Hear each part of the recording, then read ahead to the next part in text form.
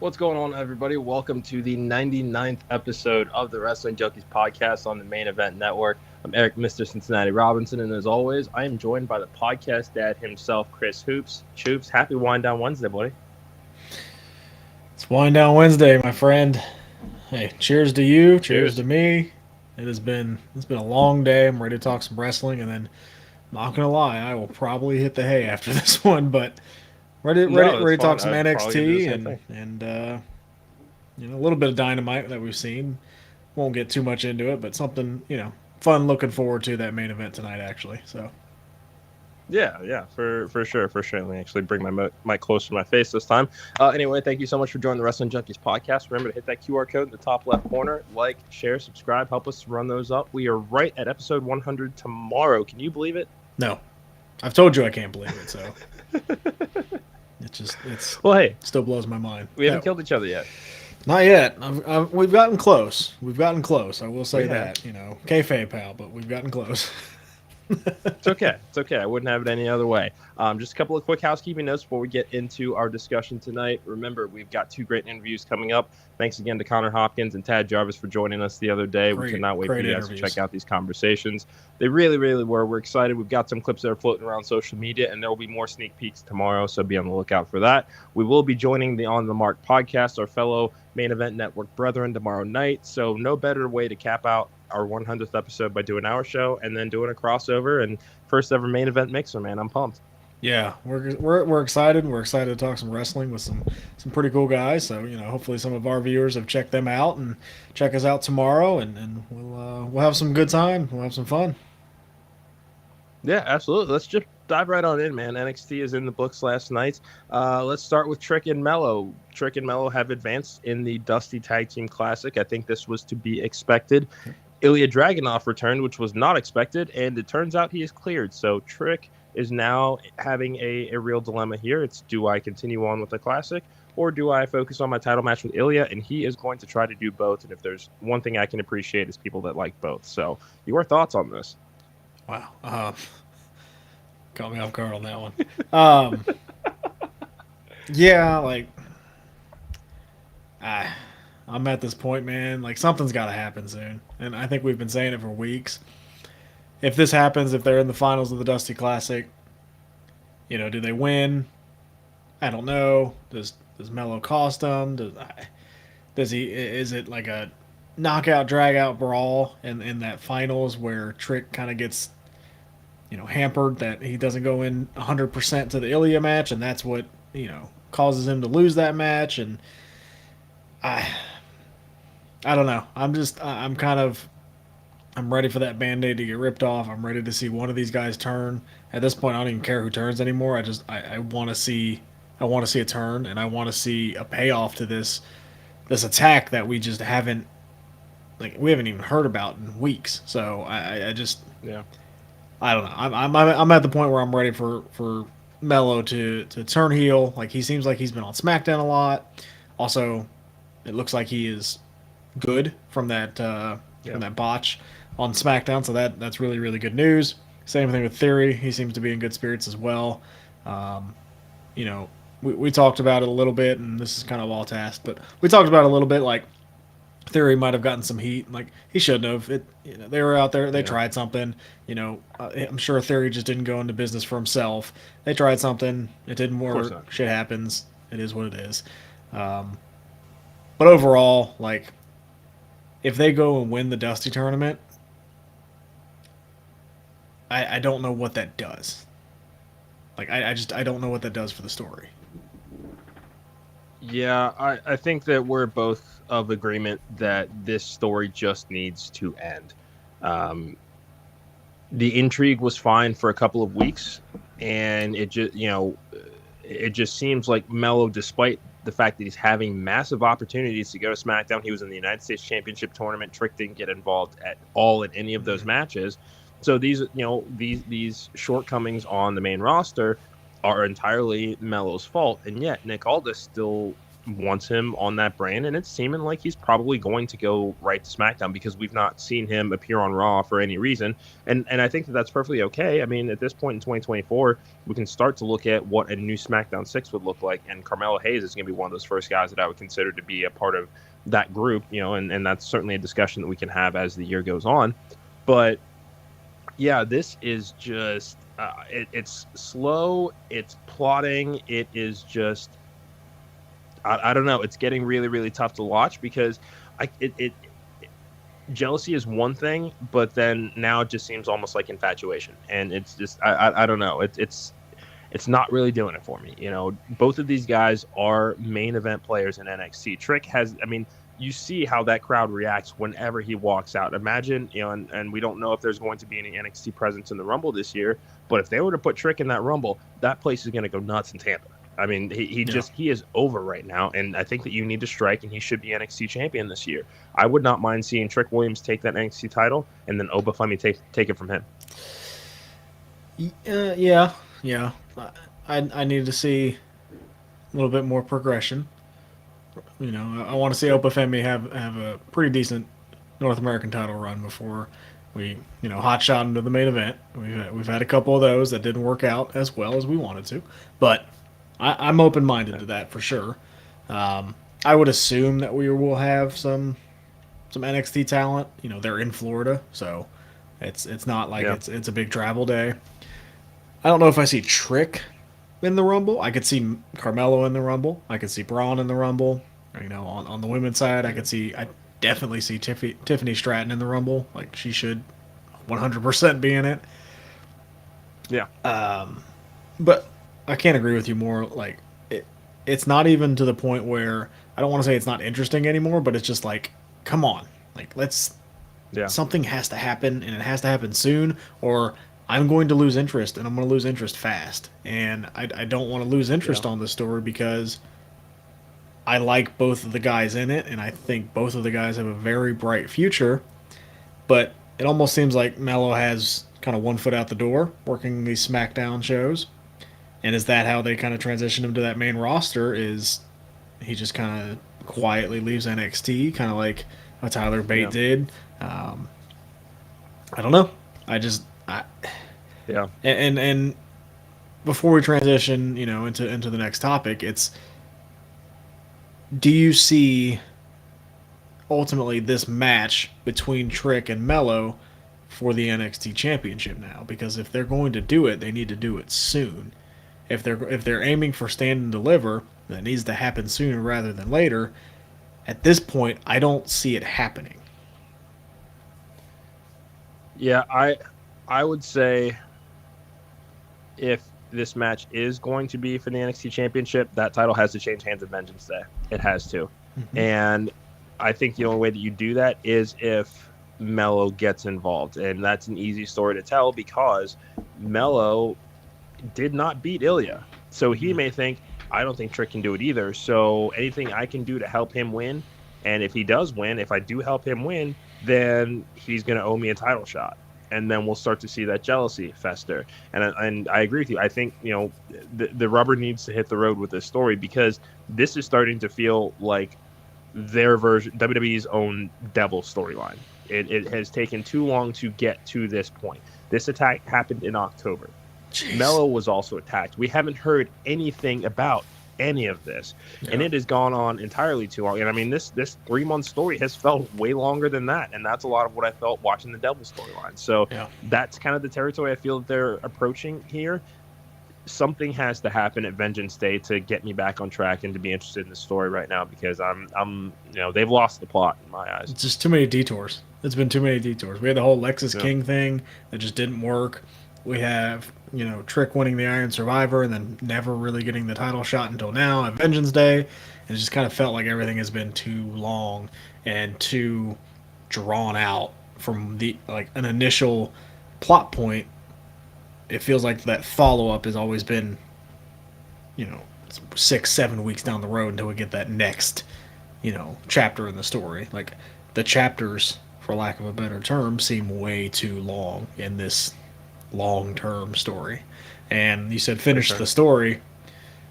WWE tends to not finish the story in a timely manner. Hello, Cody Rhodes. Everybody and their mother wants to finish the story now.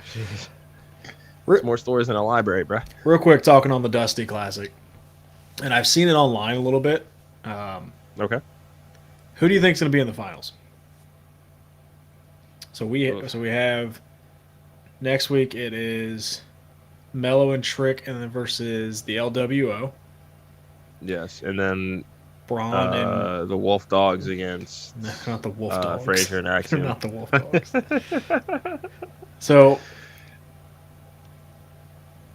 real quick, who do you see in the finals? I'm gonna say TrickMelo, Wolf Dogs. Okay. One of the issues that I'm seeing online, and now that I've noticed it and really kind of dug deep into it, is that 3 of the teams are single stars paired up together. Yes. And the other team is not on NXT. Yeah. Like, I've seen never thought about that way. Like the Dusty Classic should be a way to build your tag team division down in NXT, but none of the teams that are going to be there long term are going to win this tournament. We've seen in the past, and it's almost been a decade since we've had this tournament. Holy crap. Did you know that? This is year 9. Oh, wow. Okay. Yeah.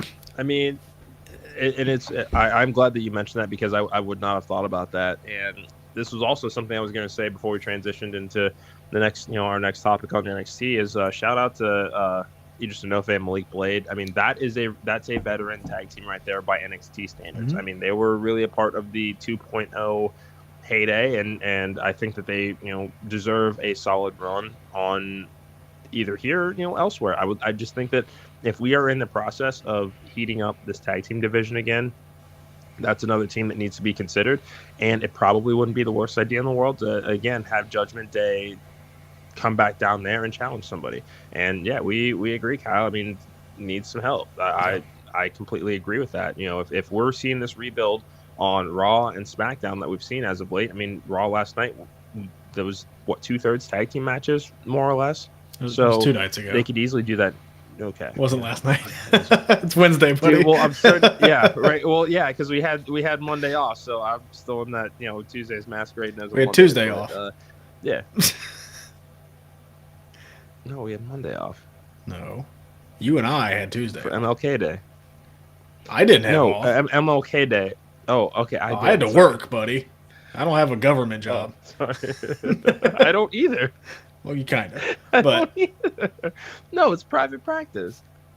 Whatever. I had to work. So, no, I didn't get a day off. Okay. Sorry. Man, you got me all flustered now. I don't even know what day it is anymore. That's okay. But it's Wednesday. You know what that means. It's time to drink wine. Chard. Yeah. Oh, jeez. Yeah, I just... What you got against Martha Stewart? She's overrated. So, I saw that online and just... Yes, like the tag team division seems to be a big focus on the main roster, and it hasn't trickled down yet to NXT. And again, that's a great point.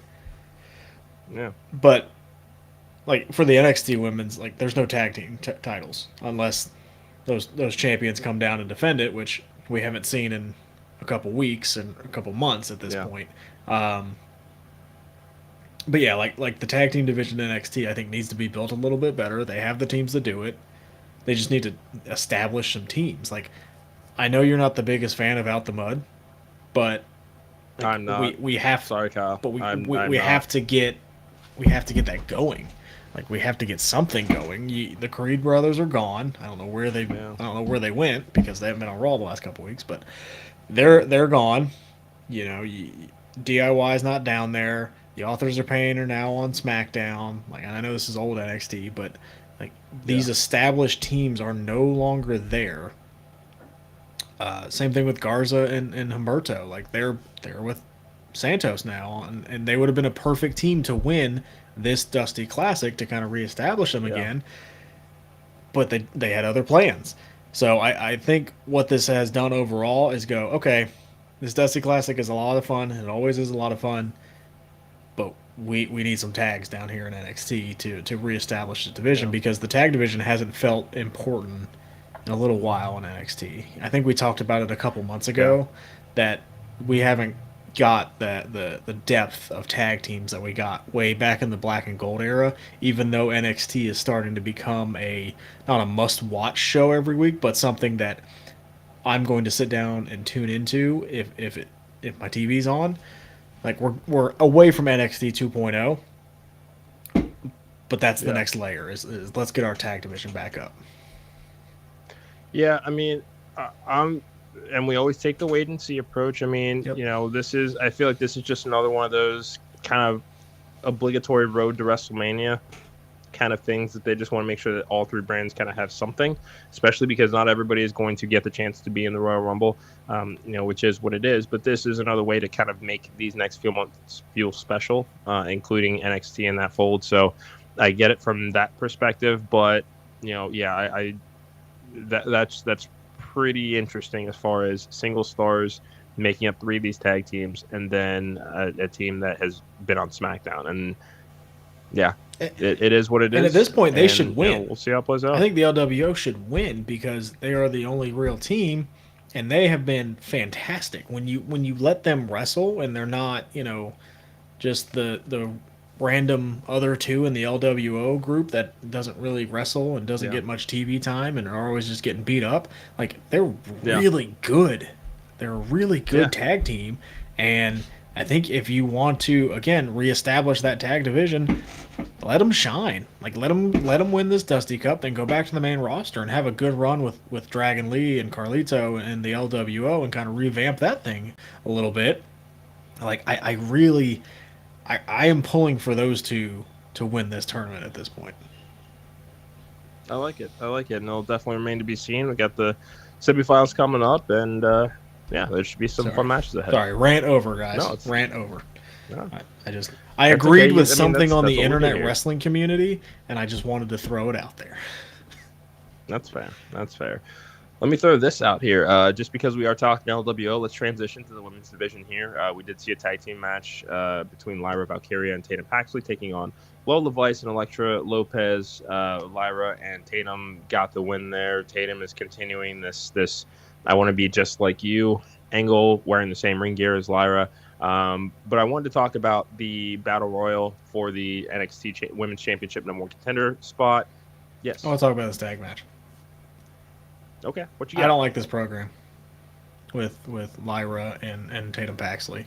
It feels too much like what they're doing on AEW with Toni Storm. Yeah, and that's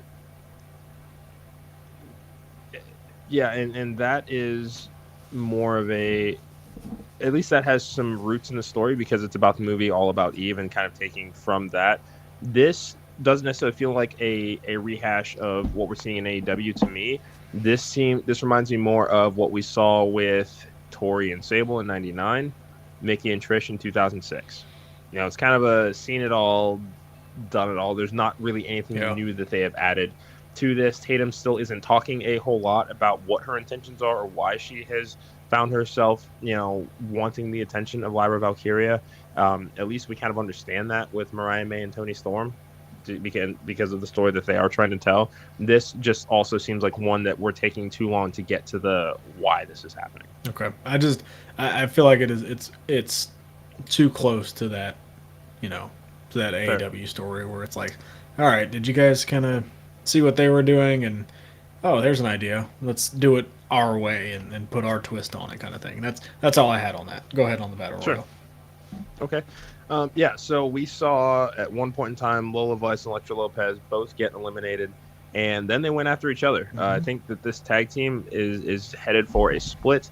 There are rumblings that Elektra will be moving up to SmackDown to join this new Legado del Fantasma that's being formed with Escobar, Umberto, and Angel. Elektra was in the original LDF before they moved up to the main roster.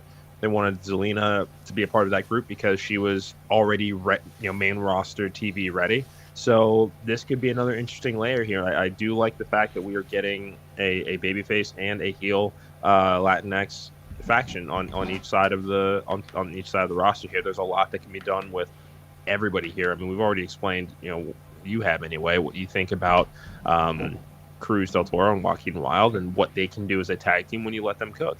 And I don't know, I think that this would be a good landing spot for Elektra. I don't think that she'll have to, work a whole lot, but she has improved in the time that she has been away from that group. I don't think she'll have to work much at all. I mean, it's not like Zelina was doing a whole bunch of stuff with the LWO when they were.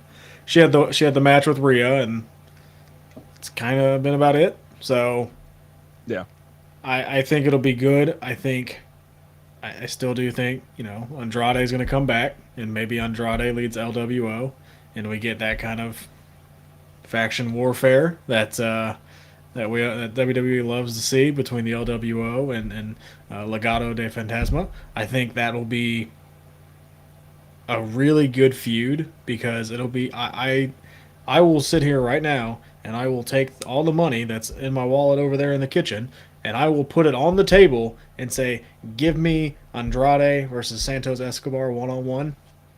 I'm good. Oh, that'd be great. I'm good. Yeah, that'd be a lot of fun. That's something that I really want to see, and I think you get the tag team match between the two teams would be, I think, very good.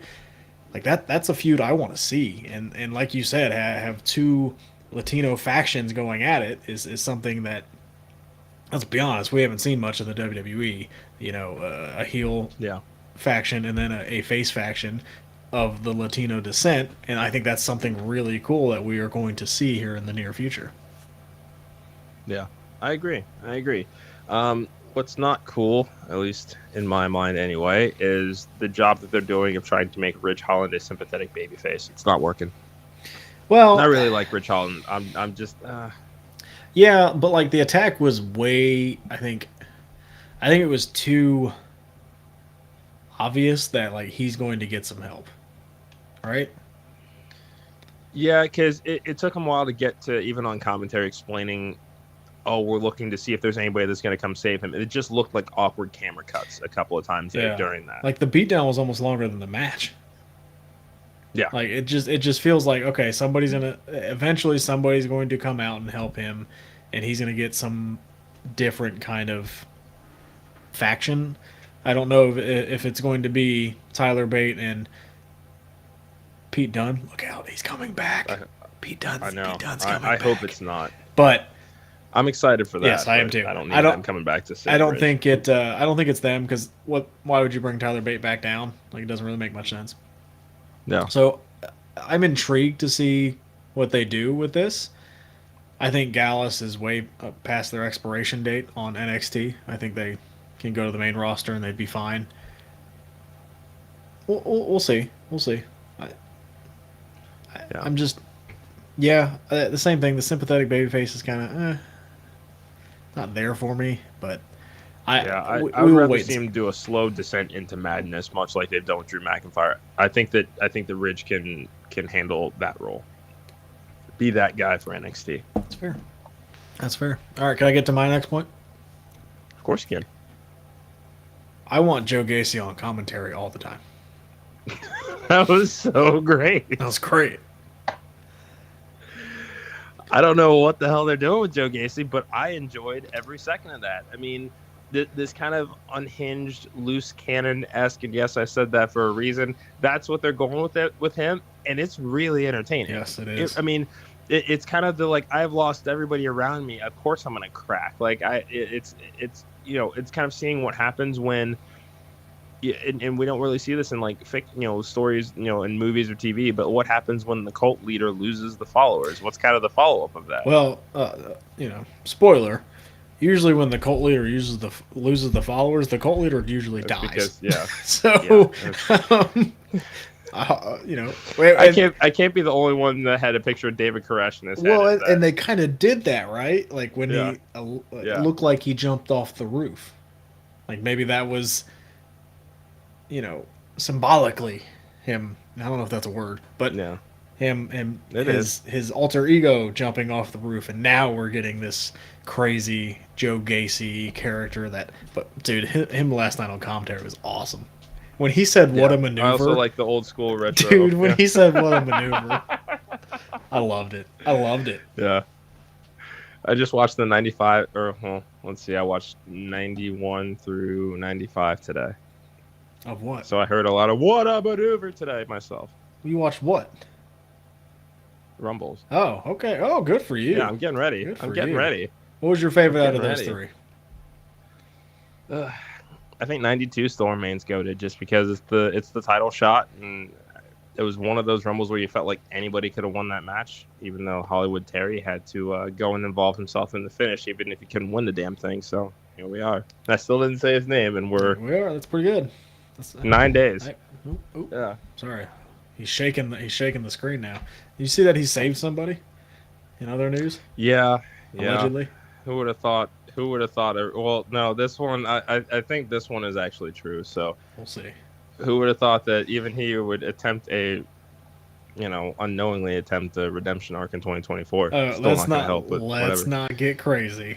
I know. That's why you didn't even let me finish my sentence. Oh, come on. All right. You know what really grinds my gears though? What's that? Trey Bearhill and Lexus King are still mixing it up. We are another week into this run, and I don't care. It's not doing it for me. It's not. I mean, I did check out some of his interview with Chris Van Vliet. It was good. Really good. I enjoyed every second of it. This character, I don't know, for whatever reason, it's just not clicking. I love the theme song. I love the entrance. Like I love that stuff. He has the look. It's just there's that. He needs a Julia feud. Hart would be the biggest star of the Varsity Blondes. He needs a feud. And Trey Bearhill's not the guy. No, like he hasn't had a legitimate feud since he's been. It was what, Halloween Havoc he debuted.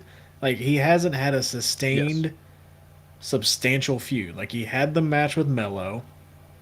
That didn't lead to anything, and that was a one-off match. Yes. He had he was in the breakout tournament and lost for whatever reason, and now he's in this feud with Trey Bearhill, which I guess they have high hopes for him if they're going to put him in there with him. Yeah. But I don't like. I need him to have and I hate to say it, but like a trilogy feud with somebody to kind of establish what he is and what he's all about. Like, yeah. I thought the thing with Obafemi was going to, do something. I thought the thing with him and Dragon Lee was going to lead to something, but now he's not even in the North American title picture. Like, what?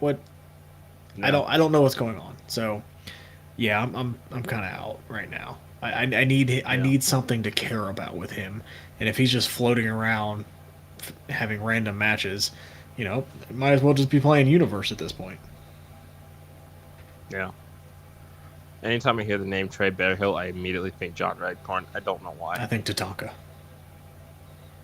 Probably because I just listened to that Something to Wrestle With episode, but that's another story. Oh, yeah. Great episode, though. We need to talk about Obafemi real quick before we leave. Yes. That guy's a star. Yes. But. Yeah. Looks the part. But they're going heel. How do you feel about that?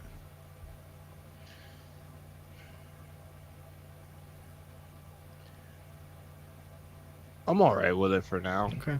Mostly because, again, this is your territory technically because you're the one that's supposed to watch Level Up every week, and you just don't. Now, I don't know how many of his 6 televised matches were on Level Up, but you should be giving me this information. So here's the thing. That's all I'm going to say. Here's the thing, because I'm about to just rip you a new one.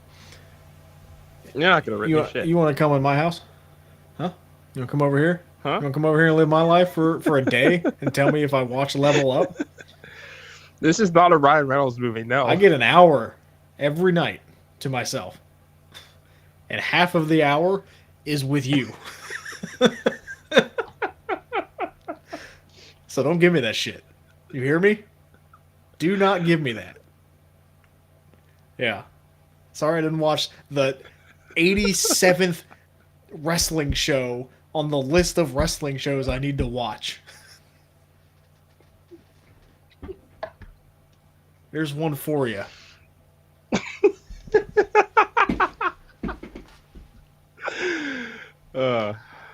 Charlie Chapdass over here, ladies and gentlemen. Anyway, yeah, I'm fine with Oba as a heel right now, just because there really hasn't been a whole lot of character development per se in this tournament. It's more of just the let's get these guys in here and let's see who's going to quote unquote break out. So I look at this as kind of a clean slate for him. Let's just see where it goes with it as a heel. He's really good. Luckily we are in a post Vince McMahon era where, okay, if the crowd's going to cheer for him, all right, let's turn him face. Let's see where it goes. I think that they will have the sense to do that with him now, because that dude is the truth. He's not our truth, though. No, but he's the real deal. Is that better? That's better.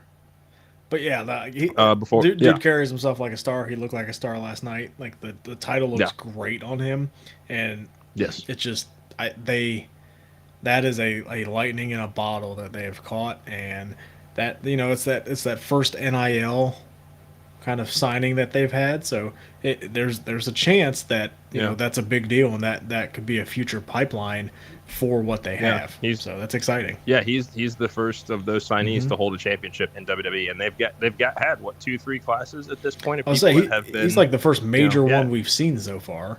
Which again, it's almost like and I know you're not you like college football and you like college basketball. Like they're basically having recruiting classes now, and when you hit on, like, you would consider Obafemi like a 5-star recruit. And this is great for their brand. So I mean it's good that for every Gable Stevenson there's an Obafemi. So overhyped and not there. Poor guy. Yeah. Oh well. Before we get out of here, let's go back to the women's division real quick. Roxanne Perez did win that battle royal that turned into a fatal 4-way to be the #1 contender for Lyra's NXT championship. It's time for Roxanne to move to the main roster. There's not much more that This seems like the last think feud. that she needed to be the person. I hope so, because I don't think that she needed to win this match here, but it is what it is. I think this gives Lyra a big win over an established star over in NXT. Like, yes, she has the win over Becky Lynch, but then she did a Blair Davenport feud, which was okay, but it didn't feel like a huge win in my book. Like, this would feel like a big win for Roxanne. It'd be a good send off for Roxanne to go, okay, Lyra's the person down here. Lyra's the head dog, and I'm gonna go make my name on the main roster. What I like, and I'll keep it short because I know we're over time, but what I like, who cares? Is it's past your bedtime. That's all you care about. Is they are not forcing people on the main roster if they do not have something for them, like we've seen in the past. Yeah. So someone like someone like a Braun, like a Roxanne, that we're like, they need to be on the main roster. They need to be on the main roster, but I don't want them to get lost in the shuffle. Like, a Tyler Bate now has a story rather than just debuting randomly, right? So I'm okay with this strategy as long as this pays off in the long term. I like what they're doing, and that's all I will say is I will have a little bit of patience if that means that when they debut they're a big deal and they don't get lost. Like, so many NXT call-ups have been lost. So that's fair. Also, shout out to Ariana Grace. Fantastic. I'm telling you, I'm not a fan. She's going to be a star, and you're going to be wrong. That's fine. I will. That's my Grayson Waller. That's Watch. Fine. Watch. Okay. We will see. Watch. I'm telling you. We will see. Okay. You're gonna love her. We'll see. All right. This is. I don't know. I think it's the gimmick that's not doing it. The gimmick's for me. the best part. She's not Cheryl Frazier from Rhode Island, if you get the reference. So it's fine. Miss Congeniality. It's a great movie. I'll take Sandra Bullock goes undercover at the Miss United States. It's a whole thing. That's a lot of what this gimmick reminds me of, but it's not done well. Anyway, thank you guys so much for checking out this episode, the 99th episode of the Wrestling Junkies podcast. Crazy. We will be back tomorrow with episode 100. And if you're wondering if we have anything massive plan for this episode? We absolutely do not. We're just going to do what we continue to do. Yep.